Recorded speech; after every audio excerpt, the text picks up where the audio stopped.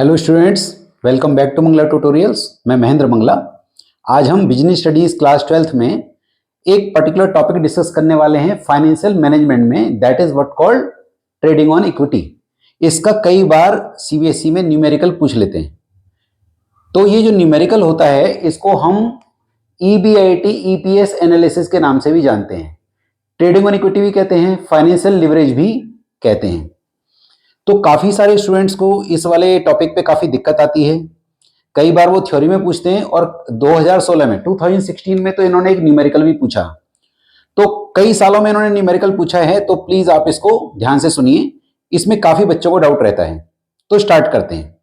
सबसे पहले हमें एक सिचुएशन लेनी होगी कि कंपनी को लोन कब लेना चाहिए, कब नहीं लेना चाहिए।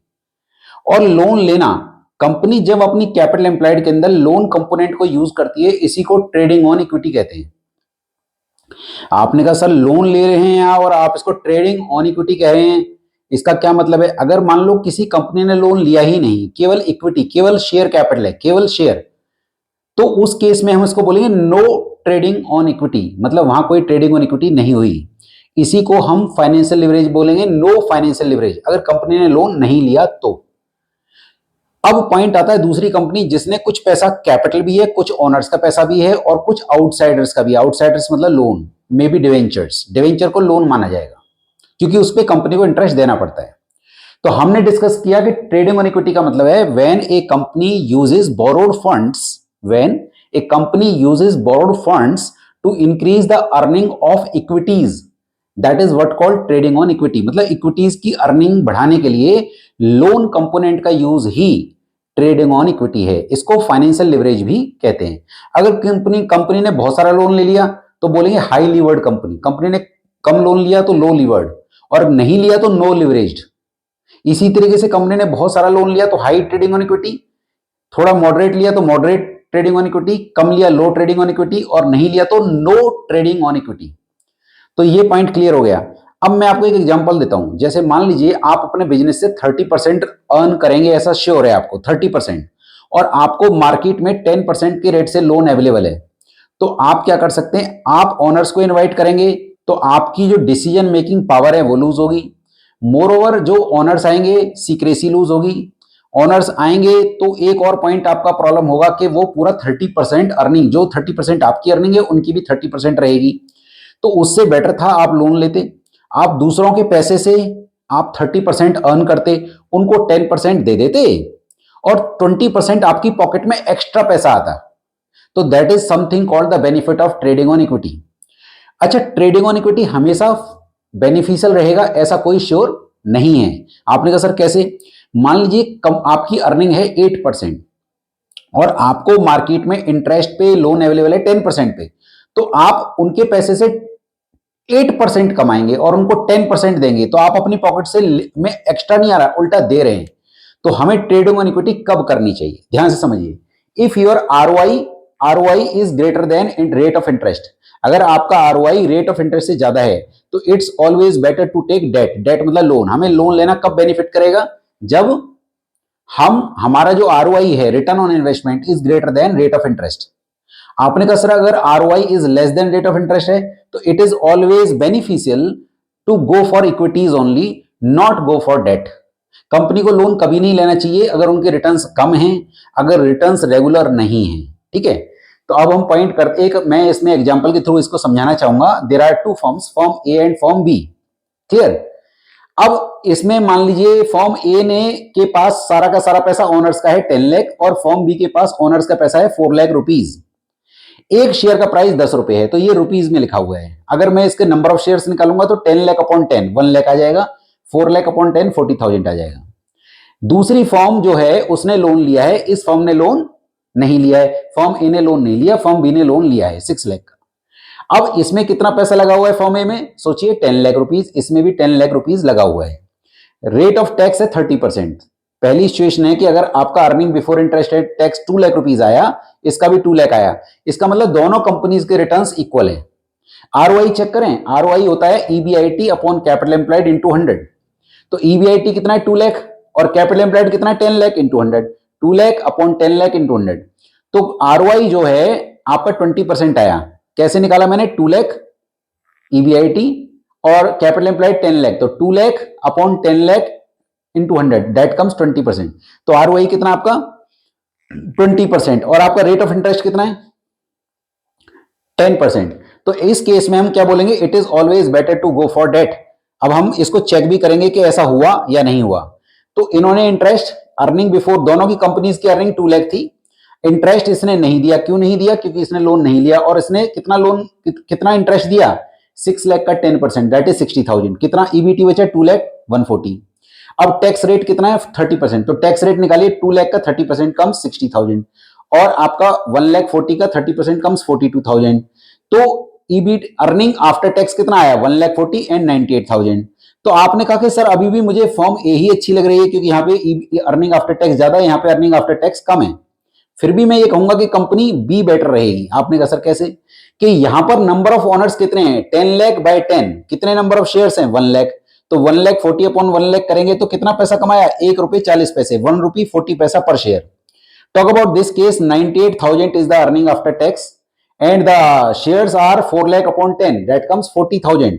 तो 98,000 upon 40,000 comes rupees 2 rupees 45 पैसा पर शेयर। तो पर शेयर अर्निंग अगर हम बात करें तो फर्म बी की बेटर है क्योंकि इन्होंने लोन लिया, और इनको लोन लेना फायदेमंद कैसे रहा? क्योंकि इनका ROI जो था वो greater than rate of interest था। अगर मैं ऐसी सिचुएशन ले लेता हूं कि यहां पे अर्निंग जो आती है वो 80,000 आ जाती है मान लीजिए, तो अगर आप यही प्रोसेस करेंगे तो यहां पे जो EPS होगा वो ज्यादा होगा और यहां पर कम होगा। बुक में आपका ऐसा एग्जांपल दे रखा है, इसके साथ दूसरा केस दे रखा है, तो वो भी आप देख सकते हैं। मैं रिपीट कर देता हूं, अगर मैंने यहां पे earning before interest and tax कितना लिया 2 लाख, अगर मैं इसको 80,000 लेता, मैं ले लेता हूं, चलो मान लीजिए मैं ये कहता हूं कि हमारा दूसरा केस ले लेते हैं हम यहां पे। मान लीजिए earning before interest and tax आपका है 80,000 और यहां पर भी कितना है 80,000। मान लीजिए दूसरा केस मैं ले रहा हूं, लेस इंटरेस्ट। अब इंटरेस्ट की बात करें तो इनको इंटरेस्ट नहीं देना, इनको इंटरेस्ट कितना देना है 60,000। तो अब कितना पैसा बचेगा आपका 80 यहां बचा, यहां कितना बचा 20,000। अब लेस टैक्स, टैक्स कितना है 30%, तो दैट कम्स 24,000, और यहां पे कितना आएगा 6,000, तो यहां कितना बचा 14,000, और यहां कितना बचा आपका, यहां बचा 56,000। तो अगर मैं यहां पे EPS निकालूं तो कितना निकलेगा 56,000 डिवाइड बाई 1 लाख। आपने कहा सर 1 लाख कैसे आया, 1 लाख आया 10 लाख अपॉन 10, तो ये आ गया 56 पैसा 0.56 पर शेयर, और यहां पे कितना आएगा 14,000 डिवाइड बाई, यहां पे कितना आएगा 4 लाख अपॉन 10, 40,000 डिवाइड बाई 40,000, ये आएगा 0.35 पर शेयर। अब कौन सी कंपनी फायदे में रहेगी? जिसने लोन नहीं लिया। ये अलग केस था और ये वाला अलग केस है, और ये वाला जो है सिचुएशन ये दोनों केसेस पे अप्लाई हो रहा है, केस 1 एंड केस 2। अच्छा, केस 2 में ROI कितना चेक करेंगे आप? 80,000 प्रॉफिट कमाया आपने और टोटल कैपिटल इन्वेस्टेड कितना था आपका 10 lakh, that comes 8%, which is less then the rate of interest. Rate of interest कितना आपका बताइए 10%, तो रेट ऑफ इंटरेस्ट आपका ज्यादा है और आपकी ROI कितना है, ROI कितना है आपका, ROI है 8%। यहां पे मैंने कैसे निकाला था 20%, 2 lakh divide by 10 lakh into 100, तो ये आपका 20% था विच इज ग्रेटर देन। तो हमें कब लेना चाहिए लोन? जब हमारा ROI is greater than rate of interest. कब नहीं लेना चाहिए? जब हमारा ROI is less than rate of interest. एक और पॉइंट, इसको टैक्स एडवांटेज भी मिलता है। कैसे? दोनों कंपनी का प्रॉफिट सेम था 2 लाख, बट इन्होंने जो है इंटरेस्ट जो है, इन्होंने जो टैक्स दिया वो 60,000 दिया, इसने टैक्स कितना दिया 42,000। आप देखिए इस कंपनी ने कितना टैक्स दिया 60,000, इसने कितना दिया 42,000, जबकि दोनों का प्रॉफिट सेम था। तो इसका मतलब यह हुआ कि इनको 18,000 का प्रॉफिट हो रहा है, क्योंकि इन्होंने ज्यादा टैक्स दिया, इन्होंने कम टैक्स दिया, तो 18,000 तो इसकी रेट ऑफ जो इंटरेस्ट का जो एक्सपेंस है उसको और डाउन कर रहा है। तो that is what called tax advantage. ठीक है, एक क्वेश्चन आपका आया 2016 CBSE आउटसाइड दिल्ली में। क्वेश्चन क्या था कि एक कंपनी में 60 लाख रुपीज लगे हुए हैं। कितने? 60 लाख रुपीज लगे हुए हैं, और अर्निंग पर शेयर जो था 50 पैसा पर शेयर था। कितना था? 50 पैसा पर शेयर। और एडिशनल कैपिटल उनको और चाहिए 40 लाख रुपए की, उन्होंने ले ली। पर वो जो 40 लाख उन्होंने लिए, उन्होंने डिवेंचर्स ले लिए। क्या ले लिए? Through 10% debenture. उन्होंने 10% डिवेंचर, परसेंट लगा देता हूं, 10% डिवेंचर के थ्रू उन्होंने ये 40 लाख रुपीज ले लिए और टैक्स रेट था 40% और अर्निंग थी 8 लाख रुपीज। अब आपको ये चेक करना है कि इस सिचुएशन में, पहले पिछले साल हमारे अर्निंग पर शेयर 50 पैसा पर शेयर था, अब इस वाली सिचुएशन में हमारा अर्निंग पर शेयर क्या आएगा, मतलब शेयर होल्डर्स को गेन होगा या लॉस होगा, चेक कर लेते हैं। पहली सिचुएशन में, पहले केस में केवल 60 लाख रुपीज लगे हुए हैं और अर्निंग पर शेयर है 50 पैसा पर शेयर। और दूसरे केस में 60 लाख रुपीज तो थे ही थे, 40 लाख रुपीज हमने और ले लिए। ये 40 लाख हमने कहां से लिए? 40 लाख हमने लिए हैं डिवेंचर्स के थ्रू। किसके थ्रू लिए हैं? डिवेंचर्स के थ्रू। तो यहां पे डिवेंचर्स नील है और यहां पर डिवेंचर कितने हैं आपके? यहां पे डिवेंचर है 40 लाख। तो टोटल कितना पैसा लग गया आपका? 1 करोड़। यहां पे कितने लगे? 60 लाख। मतलब फर्म सेम है, पर पहले साल फर्म ने 60 लाख रुपीज का केवल इक्विटी था, डेट नहीं था। सेकंड केस में इक्विटी है, ये इक्विटी है और ये 10% डेट डिवेंचर है। तो 10% डिवेंचर के थ्रू 40 लाख लिया। तो ये सिचुएशन पहली हो गई और ये दूसरी सिचुएशन। अब क्या हुआ कि 8 लाख रुपीज की अर्निंग आई सेकंड ईयर में, 8 लाख रुपीज की earning before interest and tax. Interest कितना दिया? 4 लाख, 40 लाख का 10%, दैट कम्स 4 लाख, वो हमने लेस कर दिया। अब हमें अर्निंग बिफोर टैक्स निकला है, अब हमें टैक्स लेस करना है। टैक्स कितना? 40%।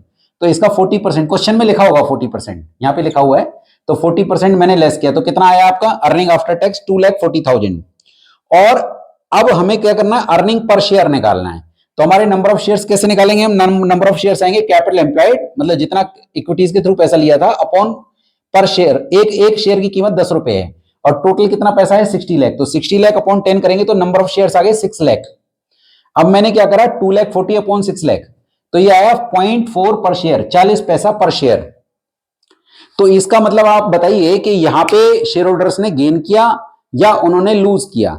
उन्होंने लूज किया, क्योंकि पिछले केस में जो लास्ट ईयर उन्होंने 60 लाख रुपीज लगाए थे, पर शेयर अर्निंग 50 पैसे पर शेयर थी, पर इस साल इन्होंने 40 लाख रुपए और लगा दिए, तो टोटल कितना हो गया? 1 करोड़। 1 करोड़ पे पर शेयर अर्निंग अब 40 पैसे पर शेयर रह गई। तो इसका मतलब क्या हुआ कि इनका डिसीजन रॉन्ग था।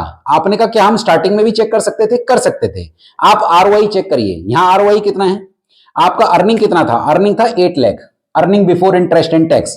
तो अगर मैं यहां चेक करता तो कैसे का चेक करता? 8 लाख डिवाइड बाई टोटल कितना पैसा लगा है? 1 करोड़। 1 करोड़ इंटू 100, तो 8 लाख अपॉन 1 करोड़ करेंगे तो ये आएगा 8%, और 8% which is less than rate of interest. Rate of interest कितना था? 10%। तो इसका मतलब हमें लोन लेना नुकसान करेगा। क्लियर? तो हमने ये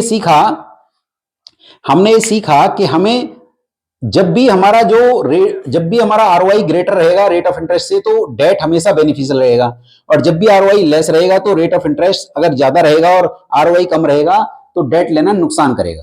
ठीक है? तो हमें लोन कब लेना चाहिए? हमें ट्रेडिंग इक्विटी कब करनी चाहिए? जब हमारी अर्निंग रेगुलर हो, जब हमारी अर्निंग स्टेबल हो, और जब हमारी earning market rate of interest से ज्यादा हो। तो होपफुली आप लोगों को ये न्यूमेरिकल समझ में आएगा, ये कॉन्सेप्ट समझ में आएगा। अगर आप मेरे इस चैनल पर फर्स्ट टाइम आए हैं तो प्लीज इसको सब्सक्राइब कीजिए, लाइक कीजिए, शेयर कीजिए। ये मुझे मोटिवेशन देगा और नए वीडियोस बनाने के लिए। Thank you so much for watching my video.